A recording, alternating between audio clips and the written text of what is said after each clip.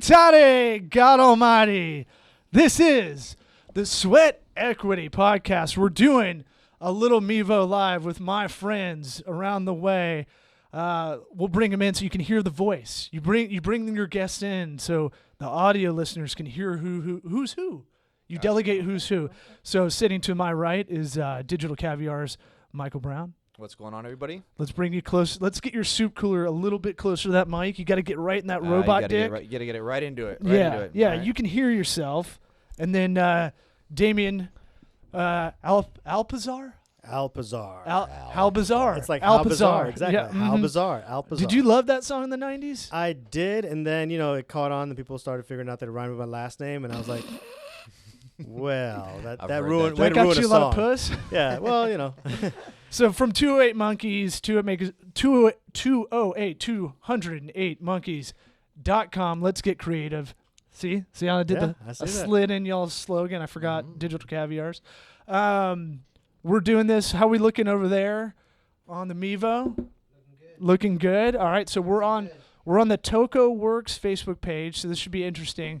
You can see my pasty white face. I'm going to refresh it.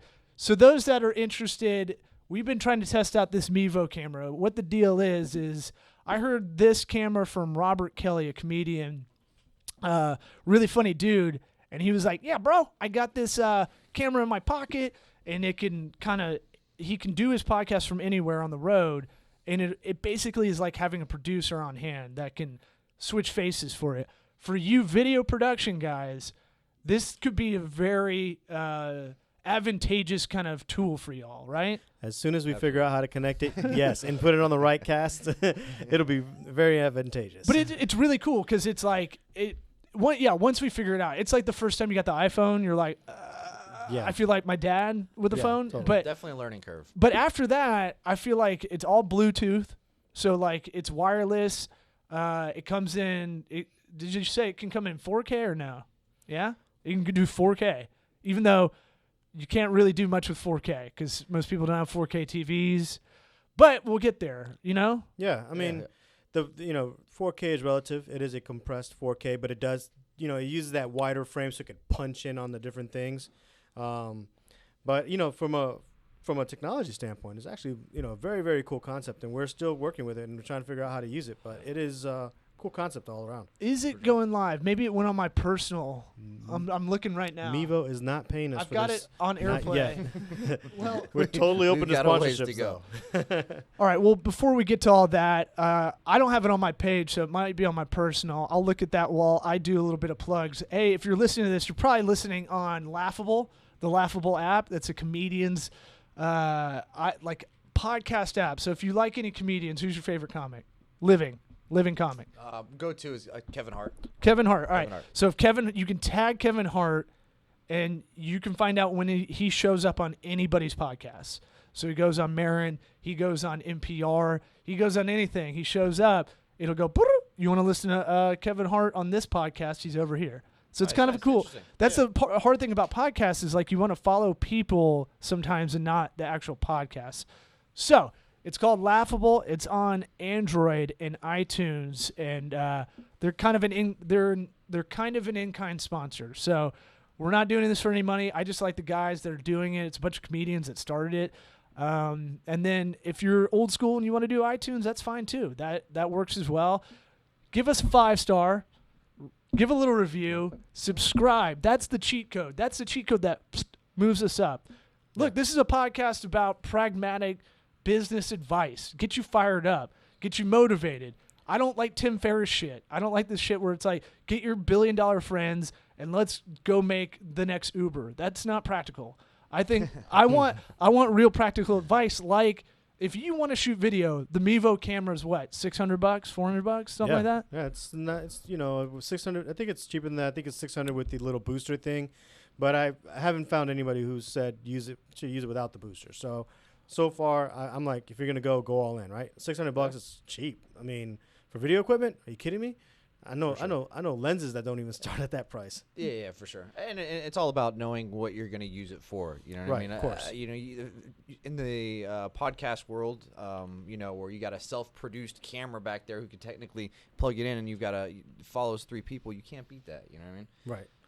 And then, a lot of people in general, I mean, even business owners, they want to create content for their websites. They want to create content for their users. They want to create things. And, they can't pull like 4 employees and be like, all right, you on camera, you on switcher, you on lighting. You kind of have to almost run and gun it a little bit. Can you imagine that? I know what you're thinking. You think about that one video. So Hector, who I didn't bring in, Inside. I'm not seeing anything on live. Are we recording on the camera that we're talking about? Well, you said you were going to tell him when to go live. I don't think Oh, you haven't gone? No, I went live. Oh, And I can tell you right now, going like this. Hold on, people. We got technical difficulties here. It says slide to stop. okay. So we're live somewhere. Somewhere out in the ether. Scary. All right. I just don't want it to be on like one of my clients' Facebook pages on accident or something. We're probably still on our Facebook somewhere. I'll have to be like, sorry. I could stop it and then. Keep it. You might as well. Well, I don't know. I gotta find it. It Yeah, depends on where it is. Well, I just get nervous when you mix He stopped it. when you mix personal and you mix business. Facebook, when you're doing a lot of Facebook management stuff, you want to make sure to separate those two as much as possible. And sometimes I've never had it happen, but I've seen other stuff happen. I'm not gonna keep it. Keep it. Yeah, keep it. Sure? Yeah, keep it. We'll find it. Because I don't think I said anything terrible yet. Yet. Right. No, not yet. Not yet. The Right. podcast is early. All right. So yeah, do it from my personal. The one that has me in a bow tie, looking real hot, looking real girthy. That's the top one. Yep. All right. So Hector's the other brain behind 208 Monkeys. 208 Monkeys. I call it 208 because most people call it 208. Do It's they? Okay, yeah. Yeah. it's hard. It's got a better ring to it. Look, it's Yeah. hard coming up with names. People were calling us Taco Works, and I'm like, all right, well, that's my bad. But to me, that's like we need to get so much better that'll never be an error unless Right. it's someone that just completely doesn't know us. For sure. And I don't think you're ever gonna get away from that. You got to get right in this robot penis. Get intimate with it, man. Right. Get Right here. right there. Get Yeah. creative with Yeah. it. Mm. I think I should probably bring it up though, so that I don't feel like I'm. Yeah, you can do Crouched that. over, yeah. So meanwhile, while they figure out the robo, what Law Robot loves to dick. call robot dick. I'll check mine. So in the meanwhile, Nothing streaming on mine so far, but that doesn't mean anything. Where is it Look, going? I can show you. Where is it going? There's no, it's my Zelda post from earlier. That's it. which by the way, cool post. Thanks, man. I'm But a yeah, Zelda guy. We're talking about Mike didn't like it so much. I just engaged because I thought it'd make for a more interesting conversation Yeah. if somebody did. For sure. But I totally get the Zelda reference because I would totally watch a Zelda TV show. Yeah, the Zelda series. If you made them a little bit older, don't do what Nintendo did. What, 15 years ago, 10 Mario? years ago? Yeah, they tried to make him Mario. It's, No, no, he- no, no. He's kind of like. We don't talk about that. Yeah, I like him as like more of a the Warriors style, like real grimy. You remember the movie The Warriors? Yeah, totally, yeah. I feel like he's like a street urchin kind of guy. Yeah. Yeah. There's a whimsicalness to, the Zelda world that I'd still like to maintain. For sure. It's you can make it older, and the thing is that here's the thing: a lot of people tend to, when they want to recreate a property, they always want to go dark, and sometimes that's cool, but it lived and all the fans loved it. When it had its like innocence and a little bit of brightness. So Mhm. some of that you might want to Mhm. keep, Except for the Dark World, except for the dark world. That which is half of Zelda. yeah. Well, in that case, then go dark there, and and Go dark in the dark Yeah. world. Yeah. Leave the light world alone. yeah, leave the whimsical stuff alone, and then just go really dark on the dark side, and you've got it. Like Ganon be Ganon. Whoever's out there, producing this Zelda property, call us. We have suggestions, Yes. and since we're a full production company with visual effects, we can help. Yes. for a cost. I always find it interesting what games really struck with a lot of people, because I feel like Zelda, if you really think about it, I watched like a string of video game documentaries, and it was really interesting because I never really thought about it from the game designer's perspective, right? So it's like, oh, not only are you creating like a movie, kind of more what y'all are doing, right? You're creating a world, but then you have to create this mathematical kind of proposition where it's like, okay, if this then that kind of stuff, where you're basically like you're doing game theory over and over. For sure. So you're creating multiple. It's like choose your own adventure story, but 40 different permutations that you can do, and you have to teach the player. This is the interesting thing. You have to teach the player how to use the person, like how to like gain skills over time. Yeah.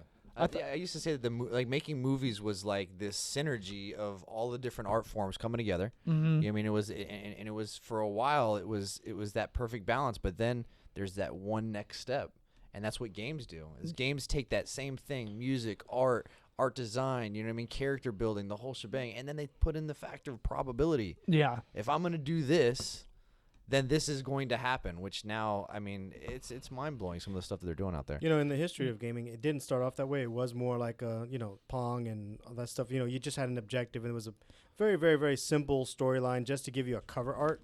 But as games evolved, obviously, you know, storyline became more involved, characters became more involved, and it became a medium of its own. People didn't really take gaming very seriously.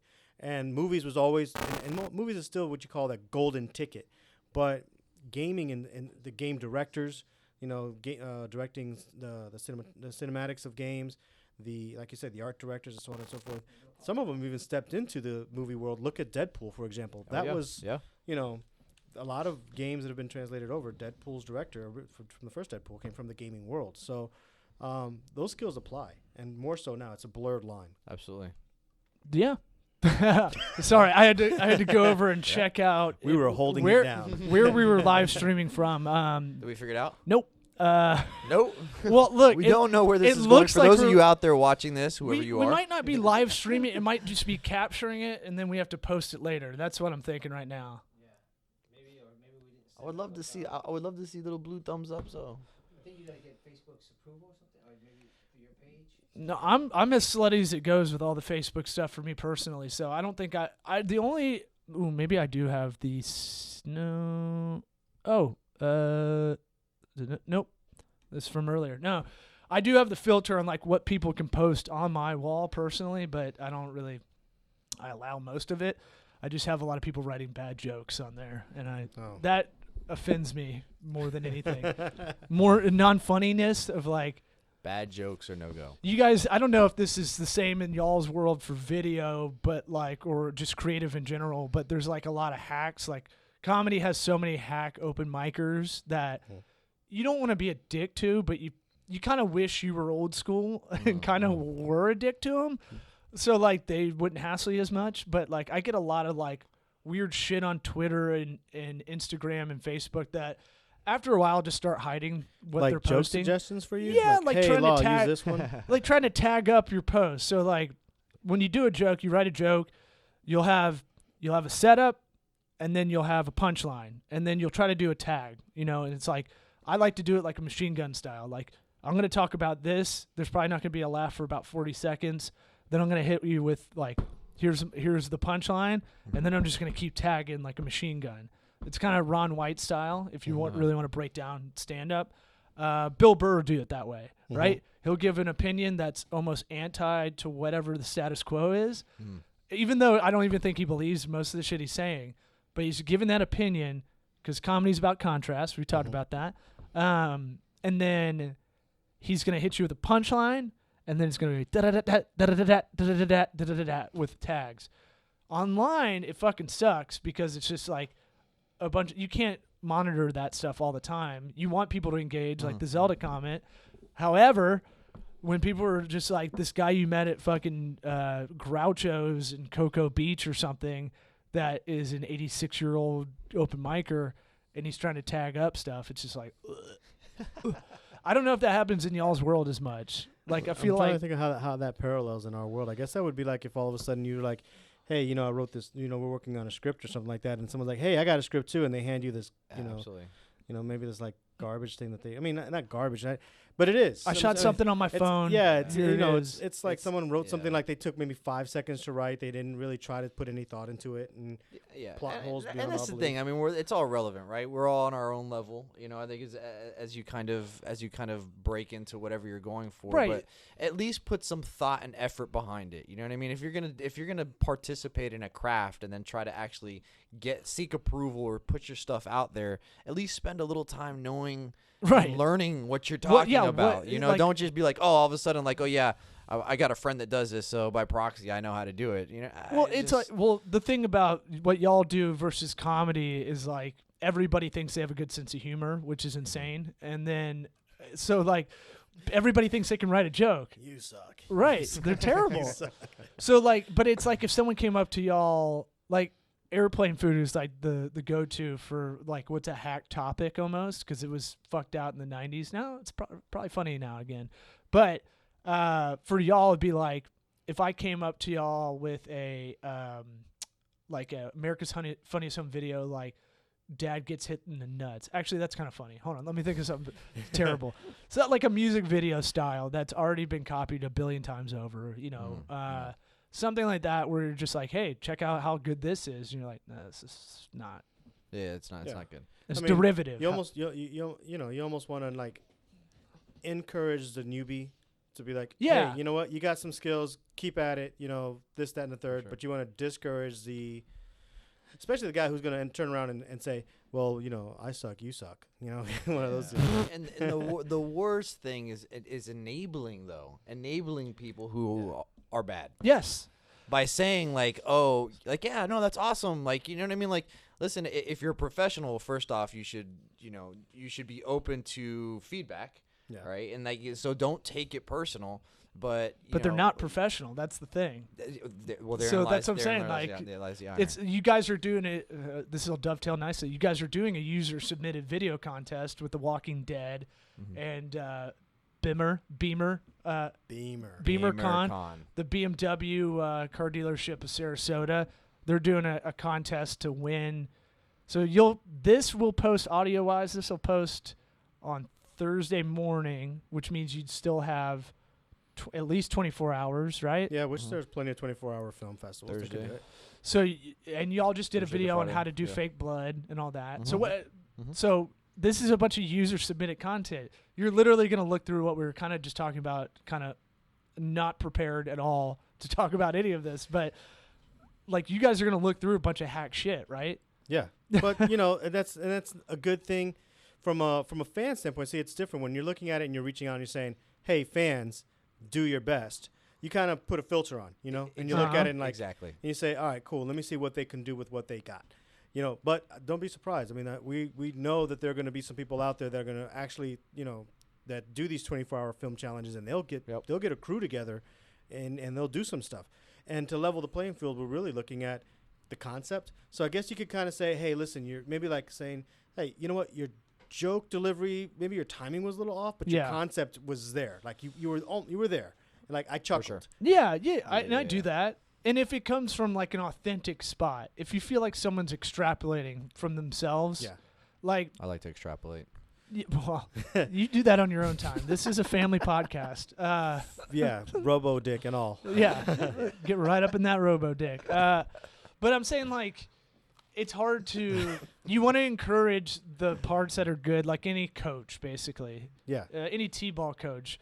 And then I always get like low self-esteem and go, well, who the fuck am I to like be like, hey, you're fucking terrible, right? Because I was terrible when I started, right? And I, you catch me on any given night doing stand-up, and I'm still not happy. Or sometimes with clients here for business, sometimes I'm like, God damn it, that was not the best outing, on my accord. Sometimes you can't handle it. Yeah, well, I mean, all professionals fail. So and all professionals fail most times to become professionals. So I mean, like there's got to be that for sure. That whole like tripping over yourself and figuring out some mistakes and doing things like that. So we expect that regardless. What you're saying is when you get your dick knocked in the dirt, pick it out and get up and go. Yeah, those were my words. Exactly. See, this is why It's a family show. I have my law translator there. Yeah, pretty much. You kind of worried me just a little bit there because now here I am. Sometimes, I say something kind of funny and we all kind of chuckle. And Law is basically saying that he's just placating the whole time and he's just like, No, "You're not funny, dude." No. He's like, oh, that's I cute. laugh because I'm your neighbor and I'm That's stuck cute. next to you. No, I'm a I snob, like my but extrapolate joke though. You I'm like that. I'm a snob, but no, that's improv. We're picking it up. You go extrapolate. I go, hey, let's do this. I throw it down, you pick it up. That's This is how it what works, right? well, radio improv. It's all about yes and. I don't want to negate. If you say no, but so no, but no. I want to have a good time. I know y'all. I always compare it to the guy that you don't know at a cocktail party that wants to talk about getting pussy like way too quick. Really Yeah, uncomfortable. Like, So when people find out you do comedy or you do video or something, they want to talk about it, but they way overdo it. Yeah. So it's like, hey, a lot of pussy in this fucking place, right? And you're like, oh God, That's my mom. like I just turned into a feminist, like a hardcore feminist, real quick. My wiener went inside myself when that guy talks to me. So that's all I'm saying is like, how do you get jabronis filtered out in y'all's industry? How do you, and are you in that area where you're like, we don't feel that great we feel professional. You guys have been doing it all over a decade, but like but the part where you're like, hey, you're not ready yet to tell some youngin', how do you deal with that? Or do you? I don't know if y'all have to deal with this. We tell youngins all the Yeah, time. absolutely. I mean, Mike, I know for a fact Digital Caviar has interns and stuff like that out of colleges, and we get interns and stuff out of colleges.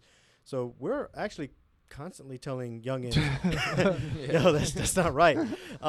Especially since what you do is if you put it in from the position of, all right, cool. So this was good enough for you in school, and now you're in the professional world, and you're not going to get paid because that's not good enough to be paid on. For sure.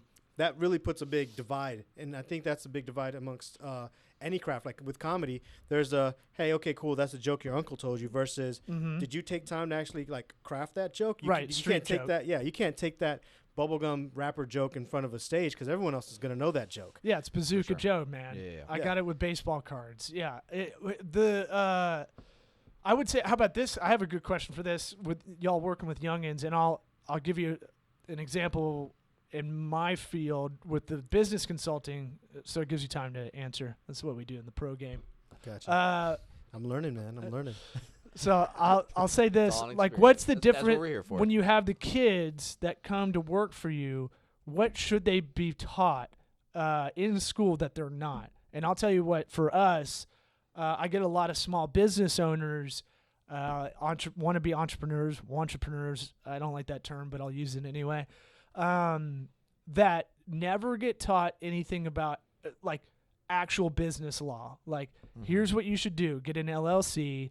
You should get operating agreements. You need an NDA if you're doing anything that has some kind of secretive, intangible kind of project that you can't. You need coverage. Here's how you work contracts out. You work on price, quality, and schedule always. Contracts break down that way all the time. That's how you do proposals too. Yeah. This is never taught, and I feel like it's such a missing link when I'm talking to business owners that are successful. They get it. They get that part. They don't have to be a lawyer. They know enough to talk to their lawyer or understand what's going on, against those that are like so confused that they get frustrated and just run away, which happened 2 hours ago with a former client. So what is school not teaching the youngins? And I'm going to guess it's communication.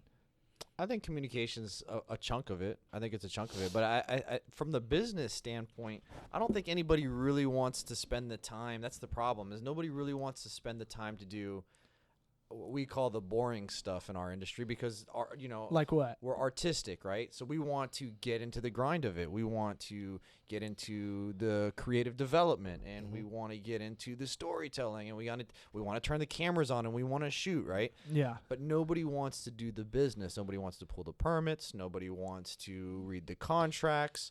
Nobody wants to negotiate talent contract. You know what I mean? That's the stuff that nobody wants to do. Nobody wants to talk about money.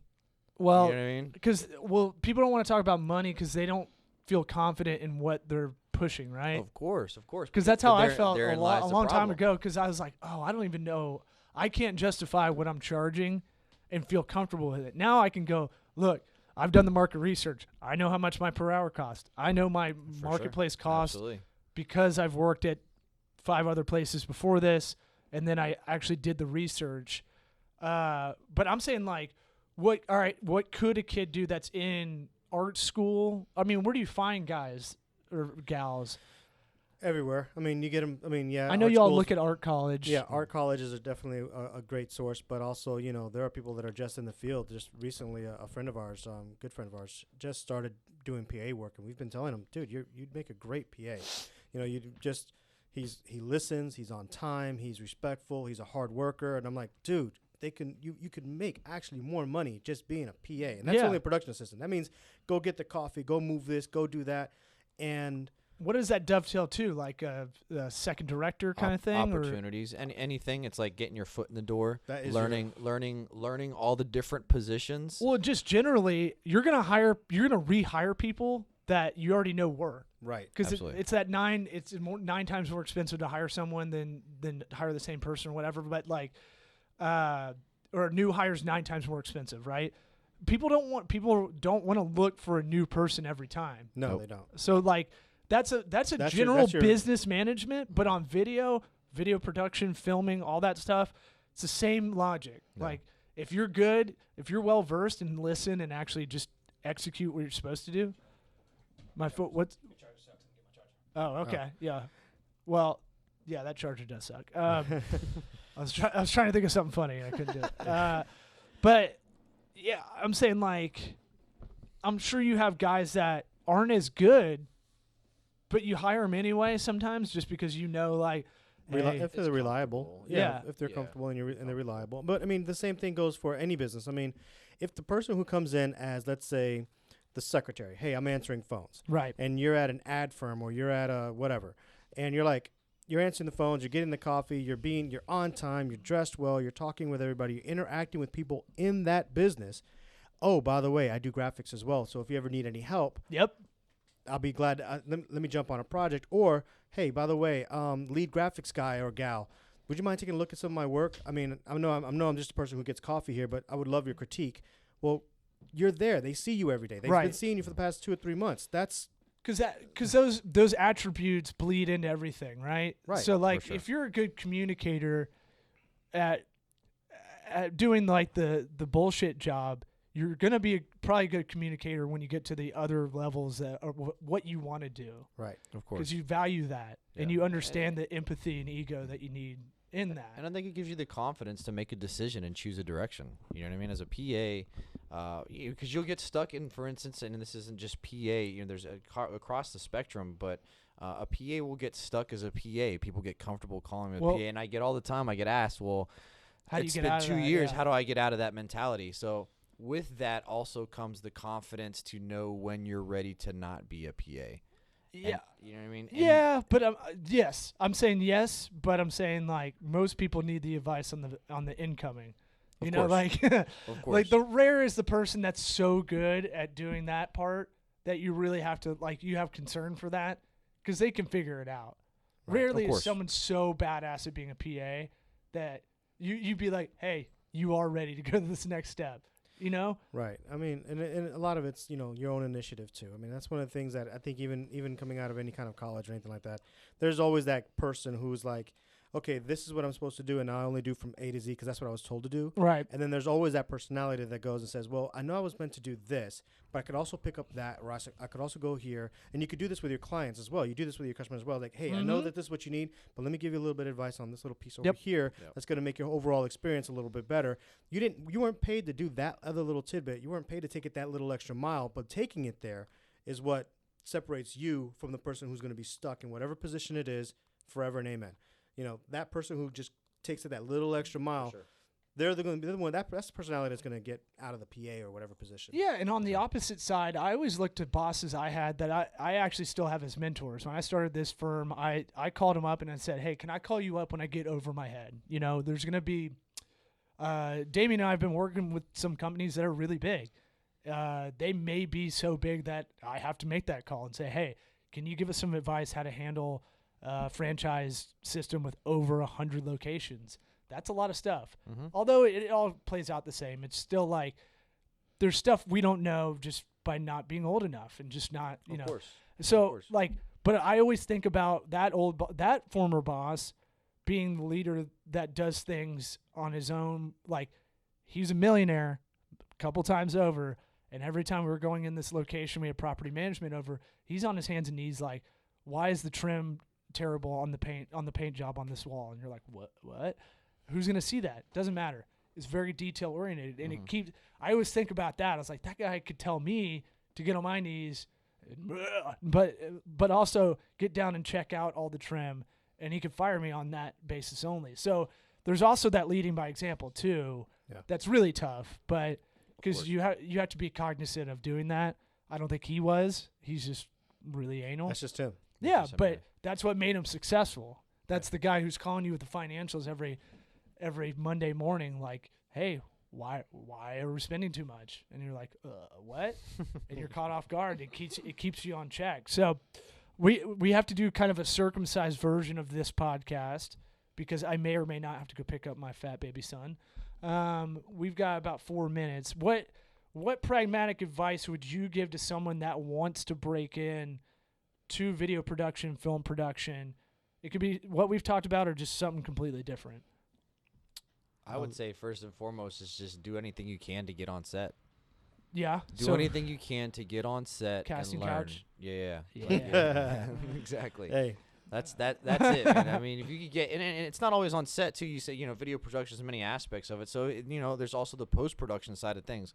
So do anything you can to get with an editor or somebody that that's doing graphics or an audio or composing or whatever the case may be. Ask. If you find somebody that does that, ask them if you can just pick their brain and help them out however you can. Yeah, most people aren't douches, so there could be more you know. Yeah, right. So I think that if you approach anything, especially with this particular industry, there's the other option too. Yes, you can get on set. The other option is pick up a camera, start doing your own stuff, start getting your own little crew together. Do a few things here and there. I mean, you can now have Facebook Live, apparently, if you can get on it. You now have YouTube. You now have a bunch of stuff. You could do your own stuff. And then if you do run into that one person who goes on set, you can be like, hey, look, I've been doing my own thing. That shows initiative, too. A little initiative helps. Mm-hmm. So do whatever it takes to get around the people. You always have to, I guess you got to circle yourself around the kind of people that you want to be with. You know what I mean? Yeah, I say proactively try to surround yourself with proactive people. Yeah. That's fucking deep, right, guys? Totally. There you go. Hey, look, follow the Toco Works Instagram, and I'm giving out lessons learned for the next, over 30 days. We're going to celebrate our 2-year anniversary in June, and so the whole way up, I'm going to try to put one a day about some of the shit we learned or we already knew, but it's still good advice, mostly from other people. But Toco Works, TOCOWO, RKS.com is our website if you want to share this podcast along. Rate, review, subscribe, share, all that shit. Anything else? 28monkeys.com, digitalcaviar.com. We also want .net. Yep. We definitely want to plug that BeamerCon, and I will say this, that thanks to our collaborative efforts here, we are getting ready to release our own webcast show, The Rap Party, this Thursday. Actually, by the time you guys are listening to this, you could actually stop listening to this. Double back. Go watch us live if we can get it up there. Well, look, if you want to see it up there. if you want to see a softer version of Manny Ramirez hosting a show, you got Damian right there. Boom. Yeah. Well, that's a quick Dominican hate. Okay, Hector liked it. All right. I don't know baseball. Baseball? He was the guy with the dreads. I'll show it to you. He played for the Red Sox. All right. That's That's it, man. Didn't they compare me to the guy from the county? Oh, that sucks too. Adam Jones. Yeah. I used to work out next to that guy in Santa Monica. All right, gotta go. Peace.